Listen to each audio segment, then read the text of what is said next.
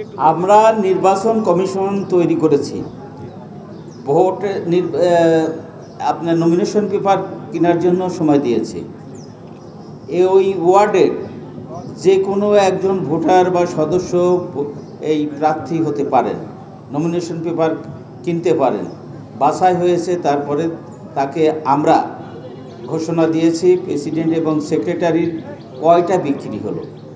এখানে কেনা না কেনার আমাদের এমন কোনো বাধ্যবাধকতা ছিল না। যে কোনো সদস্যই কিনতে পারবে, এখানে আমাদের কোনো বাধা ছিল না। নির্বাচন কমিশনের কাছে প্রার্থী হওয়ার জন্য নমিনেশন পেপার কিনতে গিয়ে ফেরত এসেছে, এরকম কোনো নজির নেই। কিন্তু এখানে যারা আওয়ামী লীগের ফুটেজধারী দোসর ছিল, আওয়ামী লীগের সাথে কাজ করেছে, তাদেরকে আমরা কোনো নমিনেশন পেপার জেলার নির্দেশে, কেন্দ্রের নির্দেশে দেই নাই। তাছাড়া কেউই সেখান থেকে, যদি একটা ওয়ার্ডে 200 ভোট থাকে, 200 জনই যদি প্রার্থী হতে চায়, আমাদের কোনো আপত্তি ছিল না। সেহেতু এই রকম কোনো অভিযোগ আমাদের থানা বিএনপির কাছে, তারপর আহ্বায়ক কমিটির কাছে, নির্বাচন কমিশনারদের কাছে, আপনাদের ইলেকট্রনিক্স মিডিয়ার কাছে, জেলার নেতৃবৃন্দের কাছে কোনো অভিযোগ আসে নাই। সেটা আমাদের আমলে নেওয়ার কিছু নেই, যেহেতু প্রেসিডেন্ট সেক্রেটারি আহ্বায়ক কমিটি ভোট করার কেউ নাই।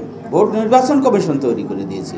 সেখানে নমিনেশন পেপার কেনার জন্য যদি কেউ যায়, যদি ফিরে আসে, সেরকম অভিযোগ থাকলে তখন এই ব্যাপারে কথা থাকে। তাছাড়া এইটা কথা একটু ভিত্তিহীন কথা। শেষ প্রশ্ন, এখানে আওয়ামী লীগের কোনো নেতা কর্মী সদস্য কি নমিনেশন পত্র কেনার চেষ্টা করেছিল কিনা? এইটা আমাদের কাছে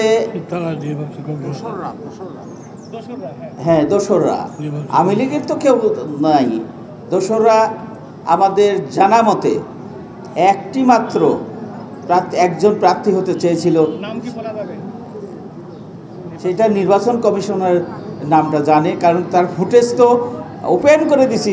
এই ফুটেজগুলো নির্বাচন কমিশনের কাছে জমা থাকবে, সেইগুলো তো আমাদের কাছে জমা নেই, কারণ আমরা তো জমা রাখবো না। নির্বাচন কমিশনের কাছে জমা আছে। সেই ফুটেজ দেখে, সেই ছবি দেখে, সেই নাম দেখে তারা হয়তো সেই ব্যবস্থা নিয়েছে।